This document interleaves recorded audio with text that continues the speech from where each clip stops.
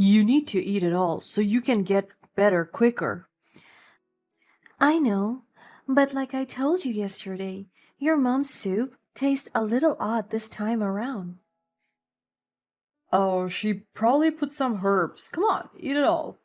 No, I'm tired now. Fine, I'll save it for later. My name is Jessie, and I'm 28 years old. I was married to my husband Henry, 31 years of age, for a little over a year when I began to realize that our whole marriage was built on a lie. Our relationship started out like a simple fairy tale. We bumped into each other at a local coffee shop and instantly hit it off because we had so many things in common. It felt like our destinies were meant to cross paths. He would take me on nice dates, make romantic gestures all around, and really bring me into his world. His mother and I got along very well, or so I thought.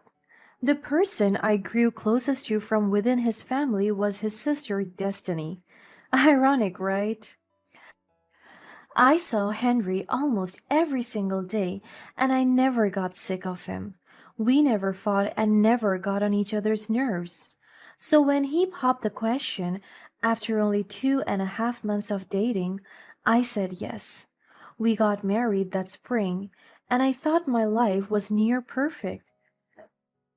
Perfect family, perfect husband, perfect house, and a perfect job. I was my own boss as I was building a fashion line. I started my business at 19, and I was still going strong from hiring outside vendors to help distribute and even going as far as being able to afford a personal assistant. Henry owned a few gas stations, but he didn't like talking about his job. He said it was far more boring than mine, so I let it be. There's one thing I forgot to mention, and it was because this information is still hard to swallow. My husband was married before meeting me. My sister in law was the one who told me after 6 months of my marriage to her brother. We were drinking wine and catching up one Friday night when she told me about Henry's past. What? Why didn't Henry or you tell me about her sooner? Well, I thought you knew. I only mention her now because her death anniversary is coming up. I'm surprised Henry never brought her up. She died? Yeah, a little over a year after their wedding day. Her death was a bit of a shock. Perhaps it was too hard for him to talk about her. Maybe. I brought it up to my husband when we got ready to sleep that night. His face grew pale. He sat on the side of the bed and buried his face in his hands. I could barely understand him when he said, I'm so sorry. I didn't tell you sooner. She, Christina was my everything. It's hard to talk about her. Sometimes I just want to forget that she ever existed. "It's okay, honey. I'm sorry for your loss. You don't have to talk about her if you don't want to. And I was just curious why you never brought her up." I loved her. That's it. She died. And we could never figure out why. I left the conversation at that as I could tell it was a touchy subject for him. Sometimes I forgot his wife existed because we never spoke about her again. When I tried to bring her up to Destiny, she brushed me off. I was maybe a little confused by her now different attitude about Christina. But I decided that maybe this was a death too close to home to talk about it openly. A few months later, Henry and I's anniversary was coming up. I was excited. My mother in law, Lisa, was making food, and the extended family was joining us. My mother in law made the best meals known to humankind. I could rave about her dishes in every sense. She made this particular type of soup with chicken, carrots, potatoes, and cabbage. It was a bowl full of flavor. She made a special bowl for me. My eyes lit up at her kindness. She knew how much I would love her soup. I made it, especially for you. So don't share. Lisa giggled. She gave me a tight squeeze and joined the rest of the party. It tasted delicious as well, and I reveled in the yum. But by the third bite, I began to focus on the aftertaste. I couldn't place what it was, and frankly, I didn't care at that moment because it wasn't that noticeable. I figured she just added a new ingredient. I went the rest of the night mingling with the family, eating a lot of food and drinking a lot of wine. Hey, it was my 1 year anniversary.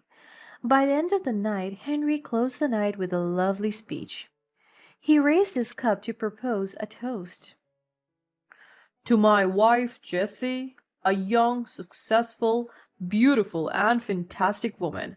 I can't wait to spend my entire life with you. Cheers. We all drank to that, and I couldn't help but shed a tear. He was indeed the best man I knew, or so I thought. The next day I woke up full hung over and borderline on being sick. I overdid it with the food and festivities. I took it easy that day, allowing my body to rest and lounge around the house. When Henry came home from work, he had a large container with him with what looked like to be soup. Feeling any better? A little bit, I guess. What's that you got there? Oh, I told my mom you weren't feeling too good. She was kind enough to make you a batch of your favorite soup. Oh, goodness, she's so sweet. I'll have to call her later to thank her. I got up from the couch and began preparing myself a serving. Like yesterday, the soup tasted absolutely delicious, but still, there was this aftertaste that I couldn't place. Maybe I became sick before the party, but nothing else tastes differently except for the soup. I should have known that something was off. As the days went by, I only got sicker and sicker. My throat had swollen, I had sniffles and a horrible cough. The only thing I was able to eat was my mother in law's soup. She kept making batch after batch, and I ate it willingly. I went to the doctor after a week, but they told me it must just be a bug. All signs pointed to this fact, so I went home with over the counter medicine. I still had a business to run for my fashion line, so I mustered the courage to get out of the bed to go to the office. I usually would bring lunch to work, but I felt no appetite and I honestly was growing sick of my mother in law's soup. My assistant Lana was running things as smoothly as she could while I was away. She was helpful as she debriefed me on everything that I had missed. When no one came around, she scooped some ramen from the local restaurant down the street. I decided, why not try something different? It tasted wonderful, and guess what? No aftertaste. I ate it gratefully, and by the end of the day, I felt slightly better, but I still had a horrible cough and a sore throat. When I got home, my husband was a little mad that I had gone out because of my illness. Honey, I have a business to run. I can't just let it run. You need more rest. Fresh air is a good thing, okay? Change into something comfortable and I'll make you something to eat. I did what I was told. I waited in the living room for my meal. As Henry turned the corner into the living room, I could smell the bowl, and my stomach began to growl unpleasantly. It was his mother's chicken soup. I don't want to eat that. Why not? It tastes funky. It's because you're sick. She just made a fresh batch and dropped it off before you came home. Oh, all right. I took the bowl and took a spoonful to my mouth. Again, there was a weird aftertaste, more potent than before, almost chemically. Henry, I'm telling you, it tastes odd. Here, try a bite. I motioned for him to take the bowl, but he brushed it off. You must want me to get sick if you want me to eat after you. He chuckled. I'll take a bite from the container. He exited to the kitchen, and after a few minutes, he yelled back, "It tastes good to me." Maybe my taste buds were going out. The next day, I woke up worse than before, and there was no way I was going to be able to make it to the office. Henry was getting ready for work when he said, You need to eat it all so you can get better quicker. I know, but like I told you yesterday, your mom's soup tastes a little odd this time around. She probably put some herbs. Go on, eat it all. No, I'm tired now. Fine, I'll save it for later. He grabbed the bowl and went to the kitchen to save it for later. He returned to our bedroom to kiss me on the forehead. Rest, okay? I nodded obediently. Later that day, Destiny came over to visit. I was pleased to see her. I missed her very much as we spent much time together outside of family functions. Are you feeling any better? I shook my head. I thought I was, but if I'm being honest, no, not really. She began to frown and lean further into the couch. I'll be okay. The doctor said it must be a bug going around. I feel like it's Christina all over again. She croaked. Was she about to cry? What do you mean? I'm sorry. I shouldn't have said that. Why did you mention her? She took a long sigh, clutching at the necklace around her neck. I grew close with Christina before she passed. Then she died, out of nowhere. She had a slight cold, and it only grew worse and worse. The autopsy said she died from the flu. I began to feel even worse. What was going on? Look, I shouldn't have said anything. Why didn't you tell me she was sick before? As I said, it was random how she died. You're right, this could just be a coincidence. Maybe. After she left, I began to panic. Was I dying? The doctors told me I didn't have the flu or anything, that it was just a cold, a long cold. Lisa called me around the afternoon to check up on me. How are you feeling, sweetheart? I'm okay. I could be better. I'm sorry to hear that. Have you been eating the soup? Yes, but it doesn't feel like it's doing the trick. By the way, did you change the recipe? Yeah. She stuttered. I knew you were sick, so I added some things that could lessen the symptoms. It tasted differently since before I was sick. Maybe you've been sicker longer than you realized, poor dear. I hope you feel better to go to the church potluck. They awarded me the Citizen of the Week. Oh, how wonderful. I should be better by then, right? High hopes here. That's my girl. Henry is coming by for the soup. I'll make sure not to add so much lemon. I think that's why it's been tasting a little different. It's okay, Lisa. I think I'm good with the soup. Nonsense. I've already made a batch. I promise this one will be better. Henry had 3 large containers full of soup when he came home from work. She was right. It didn't have a strong aftertaste.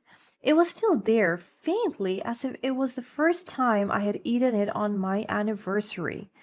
It was 8 p.m. when Henry suggested I go to bed early to rest. But I was restless in bed. I tossed and turned, and by the time I looked at the clock, it was 11 p.m. Henry had not come to bed yet. I sneakily creeped out of bed, as I didn't want him to know I was also awake. By the staircase, I could hear Henry's voice. It was quiet. He must be on the phone. I don't think she suspects anything. It's a good thing you put a little less in this batch. You think by next week she'll be done? Mom, I can't handle it anymore. I just want it to be over. I know, patience. And then we will be secure with the money. My stomach turned. Did what? I was stunned. Shocked at where I stood, I couldn't breathe. I couldn't believe what I was hearing. Was I hallucinating? I had to be. I went back to my room contemplating my next move. What could I do? Call the police? And then it hit me. Henry and his mother must have killed Christina for what? What purpose? For money? All of this torture and sickness for money? They were horrible, vile people. They deserved worse than jail. They deserved humiliation, pain, and fear. I forced myself to sleep and woke up with a plan. All I felt was anger. I thought I found the love of my life. Instead, I fell in love with a murderer. He didn't even have the decency to kill me in my sleep. He made his mom make me soup to keep the illness from doing the deed. What a coward! It was there that morning I concocted a plan. I made sure to take some soup out of the container and flush it down the toilet to make it appear like I ate some. I messaged Lisa asking for more soup, and she did, like the amazing mother in law she was. When Sunday rolled around, I acted like I was too sick to go, so my husband went to the church celebration without me. Instead, I got out of bed feeling already better because I hadn't eaten the soup in 3 days. I grabbed the containers full of soup and headed to the church. My husband was shocked to see. I just smiled, clutching my large tote bag filled with soup. As the sermon continued, I placed the containers next to the rest of the food. This was risky, but once the potluck begins, I'll reveal what I bought. At the end of the service, they invited my mother in law to the stage. Lisa was rather grateful for this award. She scanned the crowd, and I swear she swallowed loudly when she saw me. She smiled at me as if she was glad to see me. Thank you all for this award. I only do what I think is right. Let's get to eat. Everyone filed down in lines for the food. I was the first one as I sat in the back. Hey everyone, don't forget to take a bowl of my mother in law's soup. It's been nursing me back to health, so I bought a batch of it. An older lady, Margaret, who was my mother in law's close friend, said, Sounds delicious. Darling, what are you doing here? I wanted to be a supporting daughter in law. I aspire to be an outstanding citizen like your mom. After all, sharing is caring. Oh, thanks, Jessie. I've missed my mom's soup. She never makes it for me anymore. I'm glad you're feeling better. No, that was for Jessie. Lisa shouted from the stage, walking fast in our direction. What's the matter, Lisa? There are 2 containers. I'm sure there will be some left over for her. Yes, Lisa, what's wrong? I asked innocently.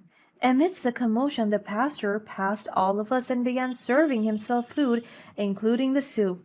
Smells yummy. He took a spoonful, and before he lifted it to his lips, Lisa slapped the bowl out of his hand. What's the matter with you? I. By that time, there was a crowd surrounding us. There was no hiding and no more lying. Pastor, I have something to confess. Lisa spilled her guts about trying to poison me. Henry was already by the door trying to escape her confession when the altar boys gathered around and grabbed him from leaving. They planned to kill me slowly with a mixture of arsenic and hyaluronic acid. With a small percentage, it would be a bit impossible to figure out my death had I perished. They killed Christina for her money in a similar way. They waited a year to ensure that it appeared unnoticeable that they were out for me. Henry had stalked me a few months before introducing himself to me. That wasn't even the worst part. He never owned multiple gas stations. He lived off Christina's inheritance and worked as a gas station clerk. The family name was ruined. No one came to their defense, not even Destiny. How could anyone? They heard a live confession from the killers themselves, and that's exactly what I wanted to happen. The two went straight to prison with little help from their lawyers, serving attempted murder in the first degree. and Christina's case was reopened for investigation. Both have 30 plus years on their sentence. I may never see Lisa again, but Henry? I'm not through with Henry. I'll be ready if he gets out, so I enact more of my revenge.